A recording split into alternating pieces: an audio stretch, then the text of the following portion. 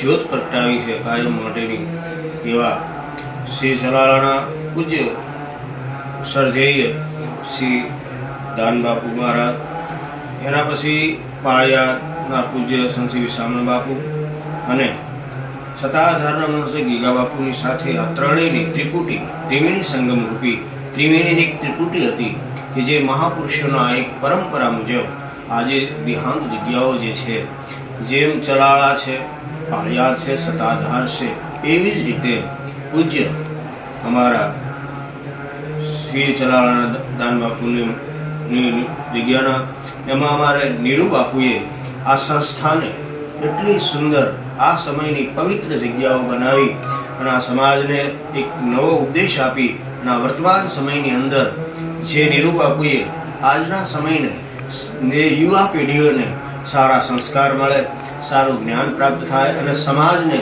એક પરંપરા જળવાઈ રહે એવા એક સુંદર શોભા ચાલે છે. તો આવા નવરાત્રિ પર્વની અંદર ખૂબ વલ્કુ બાપુની સાથે સાથે નીરુ બાપુને પણ હું મારા ખૂબ અભિનંદન સાથે વંદન કરી અને આ કાર્યને હું શુભેચ્છા પાઠવું છું. અને આવા કાર્યના નિમિત્તે મને નિમિત્ત કર્યો અને મને આપની સંસ્થાની અંદર આ એક અવસર આપ્યો કે જે સુંદર અવસર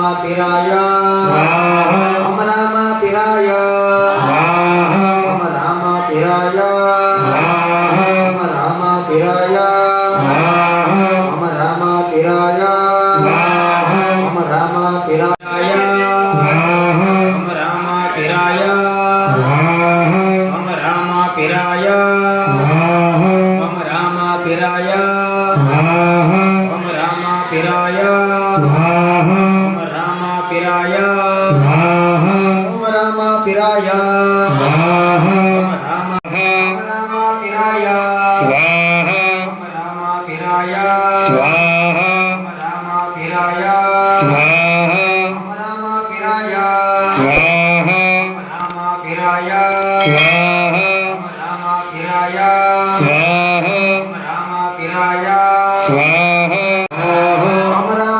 રામાભિરાય स्वाहा ઓમ રામાભિરાય स्वाहा ઓમ રામાભિરાય ઓમ રામાભિરાય स्वाहा ઓમ રામાભિરાય स्वाहा રામાભિરાય स्वाहा ઓમ રામાભિરાય स्वाहा રામાભિરાય स्वाहा રામાભિરાય स्वाहा રામાભિરાય રામાભિરાય ઓમ રામાભિરાય ઓમ રામાભિરાય ઓમ રામાભિરાય ઓમ રામાભિરાય ઓમ રામાભિરાય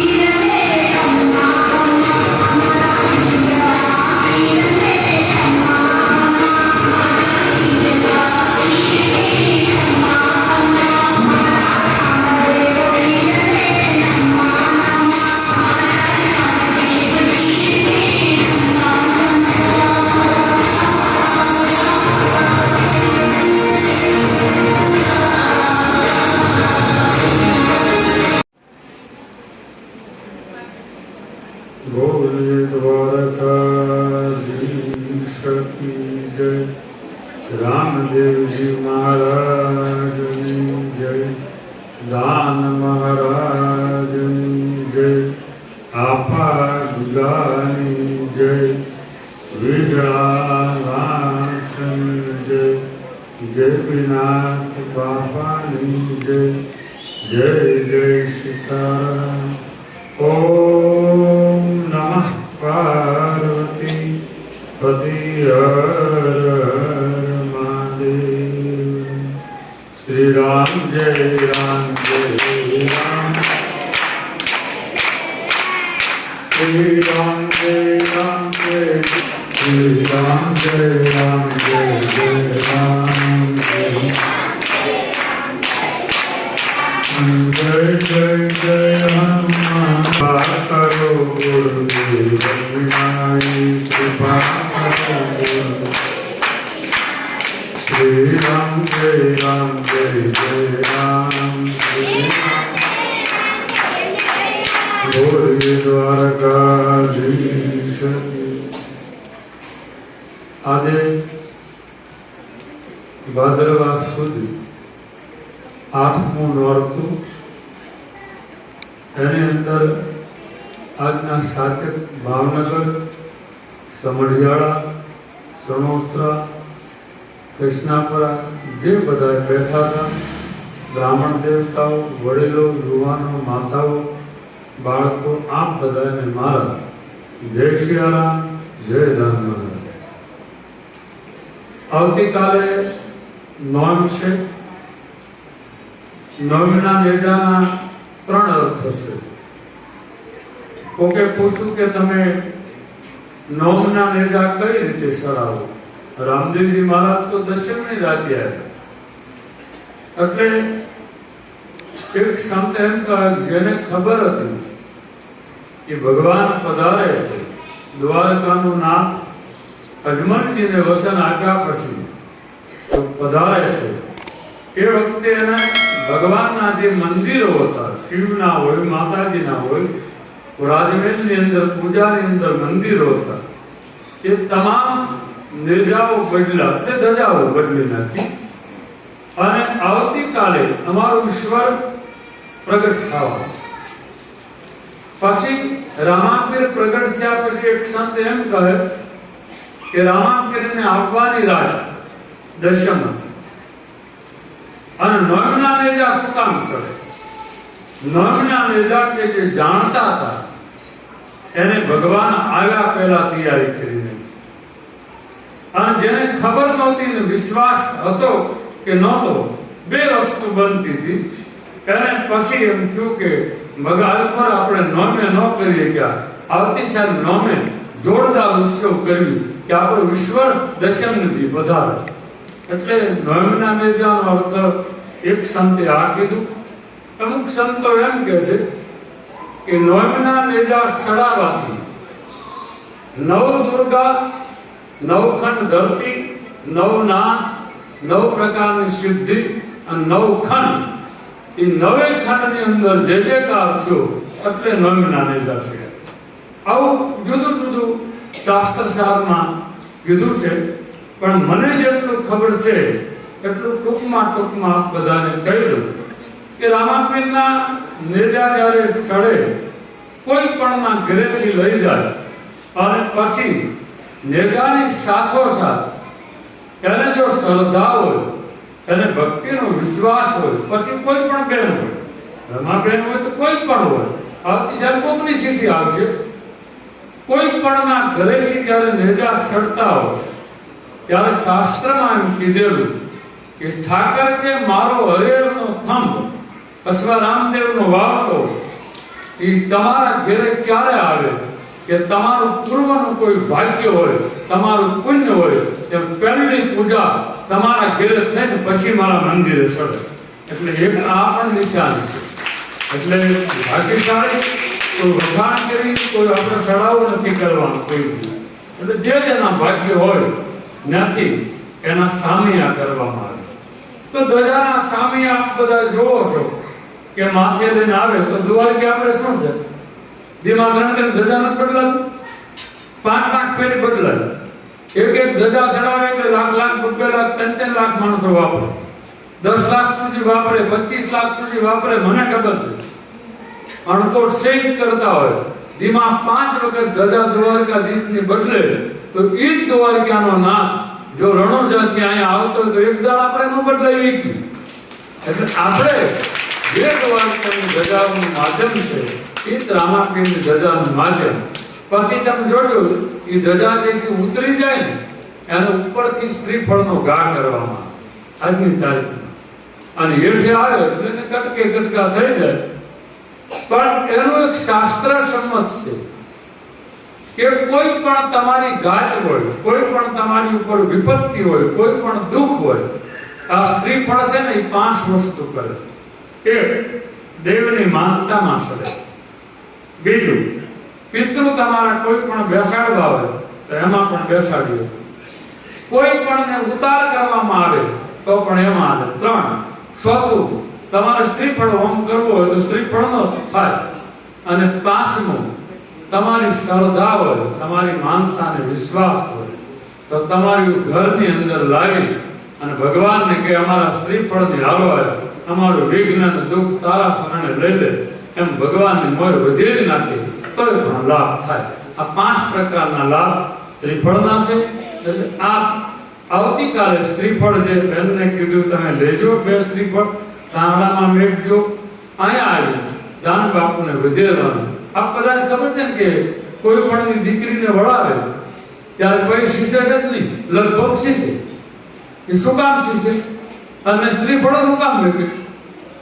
એ શ્રીફળ એટલા માટે મેકે જેવું આમ ગાડાનું પૈડું ફરી જાય પછી મોટર હોય તો એનું, અને તરત જ તે શ્રીફળની માથે આમ પૈડું વીગ ગયું એટલે શ્રીફળ લઈને દીકરીને ખોળા નાખે. એ ગરધણી ન લાવે, એ કોઈ છોકરાને ન આપે, દીકરીને ખોળામાં આપી. શું કામ? કે હવે જા ઠેઠ લગી તારી પર કાળ પણ નજર નહીં કરે, આ તારી જે ગાય હતી આઈને આવે. એટલે ઘણા લોકો આના અર્થ થતા હોય શ્રીફળના. એટલે શ્રીફળમાં શક્તિ છે. એટલે આપ બધા આવતીકાલે કાંઈ પણ નહીં, રમાબેનને કહો કે ધજા તમારા માથેથી ઘરેથી લઈને ઉમરા બહાર નીકળી જાઓ. પછી તમને વિશ્વાસ આવે તો ભલે ઘડીક લે ડેલામાં આવો એટલે પાછા તમારે લઈ લેવાનું. ડેલા બહાર નીકળો ત્યાં સુધી તમારે લેવાનું, પછી તમારે ન લેવા દેવી તમારી ઈચ્છાની વાત. પણ બધા જો માથે લે તો એનો શું મહિમા એ પણ આપને કહી દઉં કે ધજા માથે લઈને તમે સંકલ્પ કરો તો 100% હાસો પડે. મેં રાણા બાપુની ધજા 3 વખત માથે લીધેલી દ્વારકા, અને 3 વખત હું બ્રાહ્મણોએ મને કીધેલું, 3 વખત હું બોલેલો મારું આ કામ થઈ જાય તો હું દ્વારકા પગે લાગી જાય, મારું આ કામ થઈ જાય હું દ્વારકા ધરી જાય. પણ મેં ધજાની માનતાજી નથી કર્યું, પણ આવું મેં સંકલ્પ કર્યા તો એમાંથી 14 કામ મારા થઈ ગયા. એટલે મારો ભરોસો એમ તમારો ભરોસો, પણ ભરોસો એવો હોય કામ થાય એવો ને એ ભગવાન સીધા. હવે મનજી પટેલ જેવા એમ માથે ધજા લઈને કે હું મુખ્યમંત્રી બની જાઉં, ક્યાંથી ગેમ થતું કંટ્રોલ એવા સંકલ્પ ન કરવા. પછી આમાં કોઈ કાળો માણો આવે કે હું પમથી ધોળી થઈ જાઉં, એ ખોટી વાત છે, એ ન માને.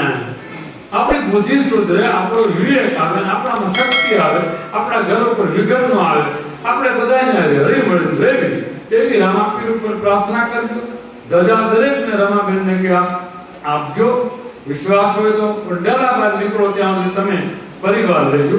અહીંના ડેલામાં અંદર હું કદાચ આવી ગયો ટ્રાફિકમાં બેઠો તો તમે ડેલામાં આવો ત્યારે તમે લઈ લેજો. અને જેટલા બહેનો આપણા આશ્રમના છે એ હામી થોડેક અહીંયા પૂર્ણ રાજેશભાઈના પૂગે ત્યારે તમામ 5 બહેનો મોર આવી એનો કળશ કરવો પડે, શાસ્ત્ર સંમત વાત છે. એટલે 5 બહેનો કળશ કરી નાખી. આવતીકાલના 9 વાગે ત્યાં બધા આવજો. ઠાકરની ધજા છે, દાન મહારાજની છે, રામા પીરની છે. બોલો દ્વારકાધીશ.